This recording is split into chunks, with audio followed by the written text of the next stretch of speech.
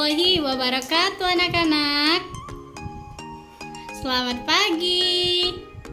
Bertemu lagi bersama Ibu dalam mata pelajaran apa? Iya, bahasa Indonesia. Apa kabar anak-anak? Alhamdulillah, luar biasa, Allahu Akbar. Alhamdulillah ya anak-anak, pada sehat dan pastinya terus semangat.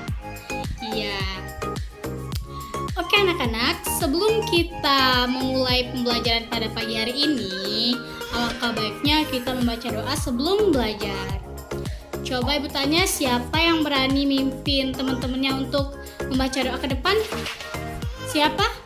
Vero? Iya, coba nak maju ke depan. Ya, silakan ya dipimpin teman-temannya untuk berdoa sebelum belajar.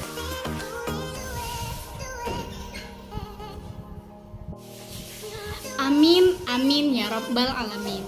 Semoga kegiatan belajar kita pada pagi hari ini membawa berkah dan berjalan dengan lancar ya tentunya. Iya. Selanjutnya kita akan menyanyikan lagu Indonesia Raya. Nah, coba Ibu tanya lagi, siapa di sini yang berani pimpin teman-temannya untuk menyanyikan lagu Indonesia Raya? Siapa? Agnes? Ya nak, coba maju ke depan ya untuk pimpin teman-temannya untuk menyanyikan lagu Indonesia Raya. Yuk kita nyanyi bareng.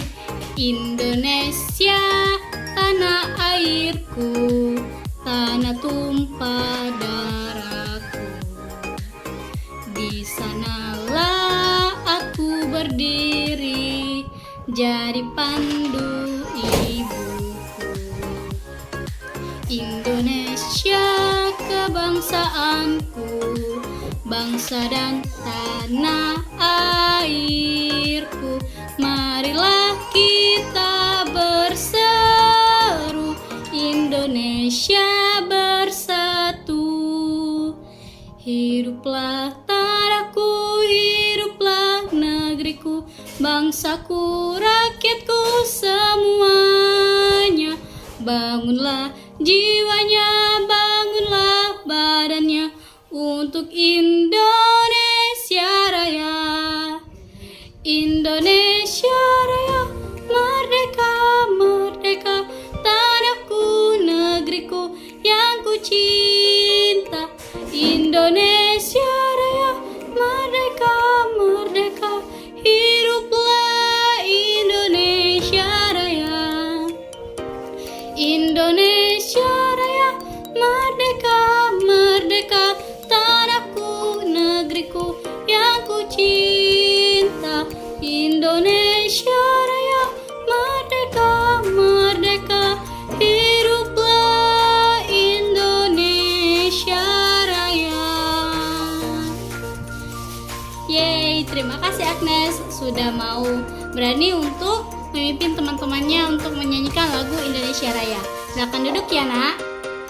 Baiklah anak-anak, selanjutnya sekarang Ibu mau coba minta tolong kepada kalian. Coba kalian cek teman-temannya di samping kanan dan kiri, apakah ada yang nggak masuk? Siapa? Nggak ada ya. Alhamdulillah, berarti hadir semua. Dengan total keseluruhan jumlah siswa ada berapa? Iya, 28 siswa.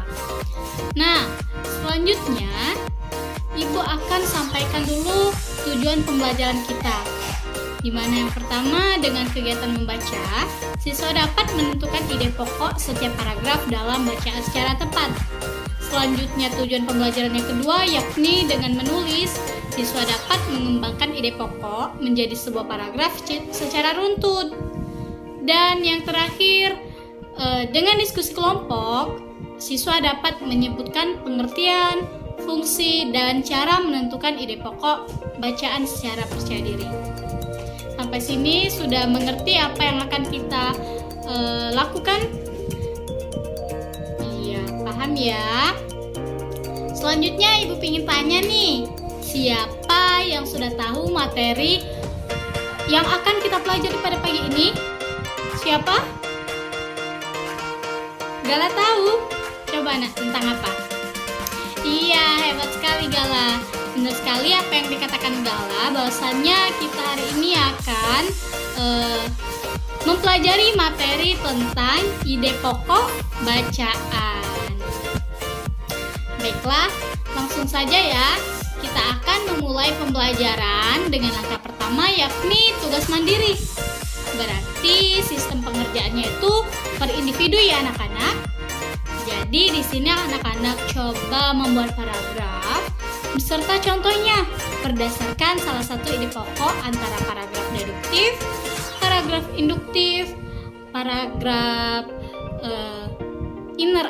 ineratif, serta yang terakhir itu ada ide pokok menyebar. Nah anak-anak, berdasarkan apa yang sudah ibu sebutkan di atas, anak-anak bisa pilih salah satunya saja. Misalnya nih, paragraf deduktif. Berarti anak-anak juga sertakan dengan contoh paragrafnya. Sampai sini sudah paham? Alhamdulillah kalau sudah paham ya. Nah, langsung saja. Jadi silahkan dikerjakan secara individu dan dilarang saling mencontek. Kerjakanlah dengan sendiri-sendiri ya. Iya. Waktunya ibu akan kasih kurang lebih 10 menit dimulai dari sekarang. Baiklah anak-anak, waktu sudah 10 menit.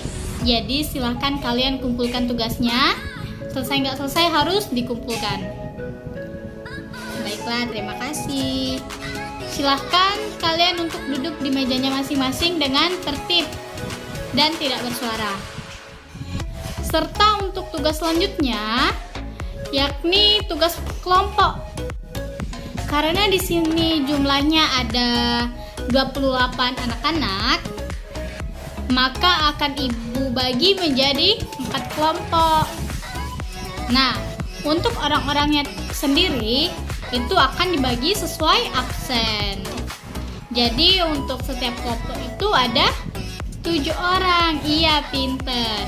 Yang dimana absen nomor 1 sampai 7 itu masuk ke kelompok 1. Lalu absen 8 sampai 14 itu masuk ke kelompok 2. Ya. Selanjutnya absen nomor 15 sampai 21 itu masuk ke kelompok 3, serta untuk kelompok yang terakhir yaitu kelompok 4 adalah absen nomor 22 sampai 28. Sampai sini paham untuk pembagian kelompoknya? Ya, paham ya. Jadi anak-anak, untuk tugas kelompok ini kalian silahkan kerjakan secara berkelompok dan berdiskusi tentunya. Ya, tidak ada yang ngobrol, tetapi harus saling diskusi dan saling berpikir. Jadi tidak ada yang sibuk sendiri-sendiri. Ya, langsung saja untuk itu tugasnya sendiri yakni kalian cari tentang pengertian, fungsi, dan cara menentukan ide pokok bacaan. Paham untuk ini, untuk tugas kelompoknya? Iya. Ibu kasih waktu 15 menit untuk kalian berdiskusi dimulai dari sekarang. Nah, waktu sudah menunjukkan 15 menit. Jadi tolong sudah nggak sudah itu tidak ada lagi yang menyelesaikan tugasnya ya. Kalaupun ada yang belum itu sudah stop sampai di situ aja. Kalaupun ada yang sudah berarti alhamdulillah hebat karena mengerjakan tugas dengan tepat waktu. Karena kan kalian sudah mengumpulkan semua tugas-tugas kalian, ibu akan mengulas lebih lagi tentang atau mengenai tugas-tugas yang kalian kerjakan tadi ya, yaitu ada pengertian, fungsi, dan cara menentukan ide pokok. Baiklah, dari yang pertama yaitu pengertian ide pokok. Didengarkan ya. Di ide adalah rancangan yang tersusun di dalam pikiran, dapat juga disebut sebagai gagasan. Ide pokok adalah sebuah ide yang disampaikan oleh penulis dalam sebuah pokok bahasan di dalam paragraf. Selanjutnya, ide pokok juga memiliki nama lain. Di antaranya adalah gagasan pokok, gagasan utama, atau pikiran utama. Selanjutnya, ide pokok adalah hal yang penting di dalam suatu paragraf. Ide pokok akan memberikan informasi penting untuk para pembacanya. Lalu selain itu, ide pokok juga akan membantu penulis untuk mengembangkan sebuah alur tulisan. Lalu ide pokok akan didukung oleh gagasan penjelas. Nah, Di dalam sebuah kalimat, biasanya hanya ditemukan satu ide pokok, yang dimana ide pokok tersebut terletak pada awal kalimat. Iya, pinter Gibran ya. Nah, namun ada sesuatu yang perlu diingat oleh pembaca, yaitu kalimat pertama tidak sama dengan kalimat utama. Lalu apa bedanya dong, Bu? Jadi kalimat pertama dapat berada pada awal paragraf. Nah, ini juga disebut sebagai paragraf deduktif. Jika terletak di akhir paragraf, maka dinamakan apa? Ada yang tahu? Iya, paragraf induktif. Nah, ketika berada di awal atau di akhir paragraf, maka disebut apa? Iya, paragraf campuran. Aku akan menjelaskan fungsi ide pokok, yang dimana fungsi ide pokok ini adalah dasar dibuatnya sebuah paragraf. Tanpa ide pokok, kalimat yang dibuat itu tidak akan sesuai dan tidak berhubungan. Itu di dalam satu paragraf. Selanjutnya, dari sebuah ide pokok kemudian disajikan yang namanya kalimat utama. Ya, pinter ya. Nah, pengertian kalimat adalah suatu bahasa yang mengungkapkan suatu pikiran dan perasaan. Jadi, agar membentuk kalimat utama, itu minimal dari terdapat subjek dan predikat. Ya, dari kalimat utama, kemudian dikembangkan lagi menjadi kalimat pengembang. Kalimat yang menjelaskan lebih lanjut, yaitu kalimat utama. Jadi, satu kalimat utama dapat dijelaskan menjadi beberapa kalimat pengembang ya. Sampai di sini paham anak-anak mengenai fungsi ide pokok? Ya, paham ya. Cara menentukan ide pokok. Di sini anak-anak ada yang tahu? Ada beberapa cara menentukan ide pokok? Ada yang tahu? Belum ya? Ya, baiklah. Di sini ada 7 cara menentukan ide pokok. Lalu apa saja, Bu? Ya, jadi yang pertama, membaca seluruh paragraf. Nah, cara membaca seluruh paragraf dengan berkonsentrasi dengan cermat ketika membaca. Bacalah sekaligus cerita kata demi kata yang ada di dalam paragraf tersebut. Nah, selain itu, bacalah dengan teliti di setiap informasi yang ada. Cara menentukan yang kedua yaitu dengan cara membaca setiap kalimat. Ya. Setiap kalimat yang ada di dalam suatu tulisan atau bacaan itu perlu untuk dipahami. Mengapa demikian? Ada yang tahu? Iya, karena hal tersebut dilakukan di setiap paragraf terdiri dari beberapa ide pokok. Nah, selain itu juga, setiap ide pokok bisa terletak di mana saja. Bisa terletak di bagian awal, bagian akhir, ataupun pada keduanya. Bisa di awal dan di akhir. Sehingga penting untuk membaca sekaligus memahami setiap kalimat yang ada.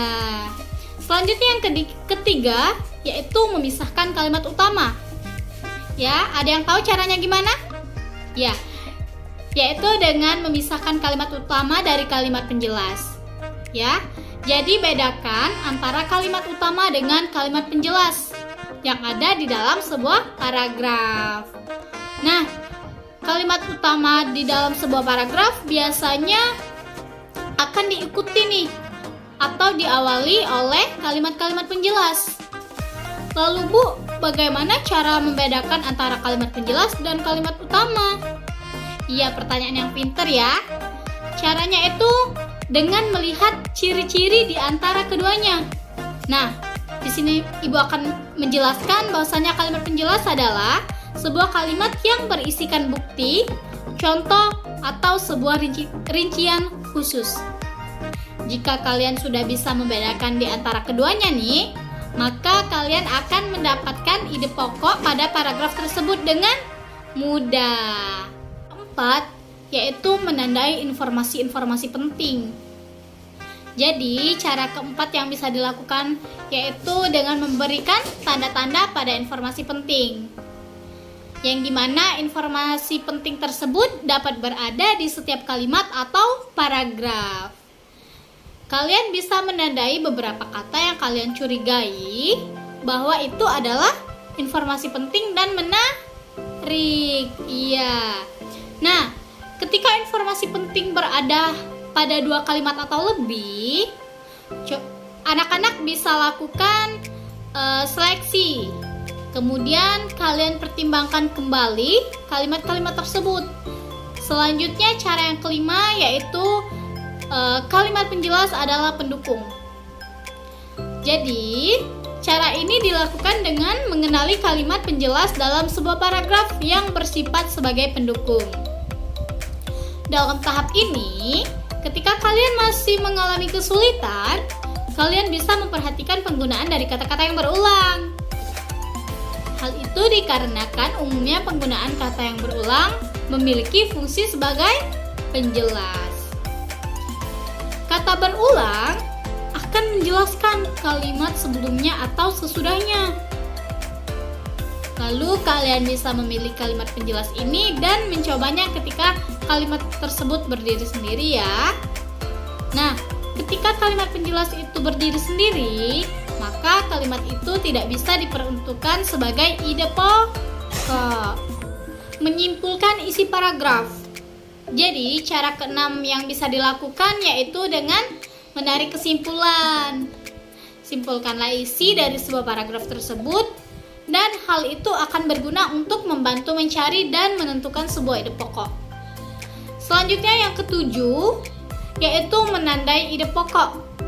Ya, cara menentukan ide pokok yang ketujuh ini dengan menandainya. Jadi kalian tandailah ide pokok pada setiap paragraf. Nah, dari suatu tulisan secara menyeluruh. Pun kalian bisa melakukan ini dengan menggabungkan bagian awal dan akhir dari kalimat di paragraf tersebut. Jadi ide pokok ini umumnya disebut dengan ide pokok campuran. Kalian bisa menentukan ide pokok campuran yang dilihat dari kalimat awal yang bisa saja bersifat kalimat utama. Sedangkan pada akhir kalimat, cobalah kalian untuk menyimpulkan paragraf. Kalian bisa langsung memberikan tanda-tanda khusus dan hal tersebut berguna saat membaca paragraf berikutnya.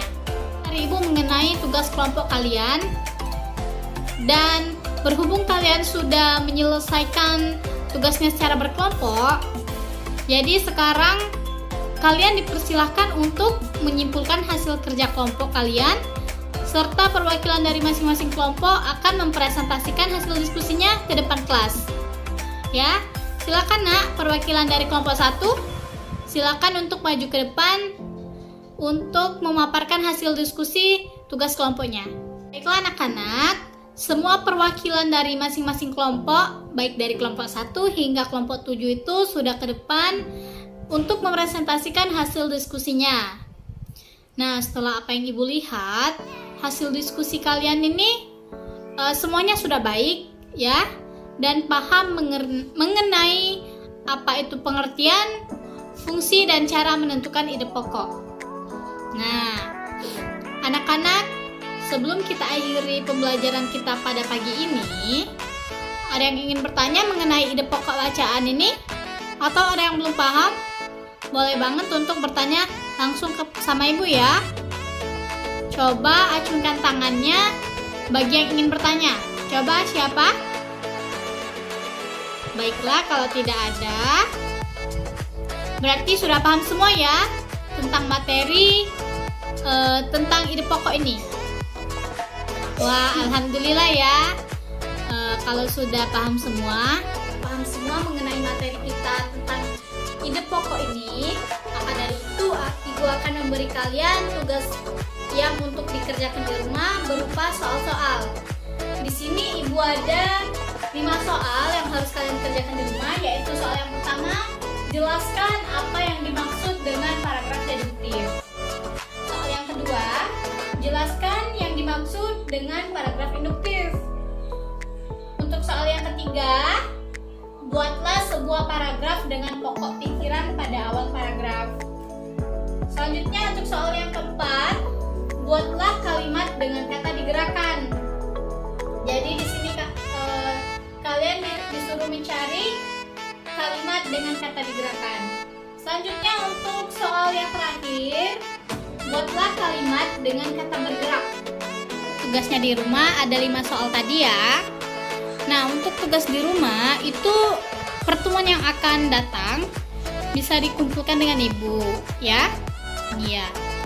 Baiklah, sebelum kita akhiri pembelajaran kita pada pagi ini, marilah kita berdoa menurut agama dan kepercayaan masing-masing. Berdoa mulai. Amin. Nah, baiklah anak-anak, mungkin itu tadi pembelajaran kita pada pagi ini mengenai ide pokok bacaan.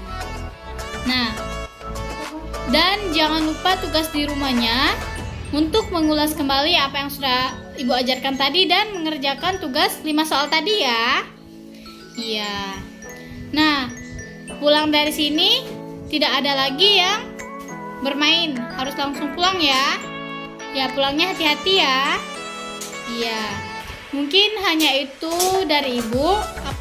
Apabila Ibu ada salah, Ibu mohon maaf, kepada Allah Ibu mohon ampun. Wassalamualaikum warahmatullahi wabarakatuh.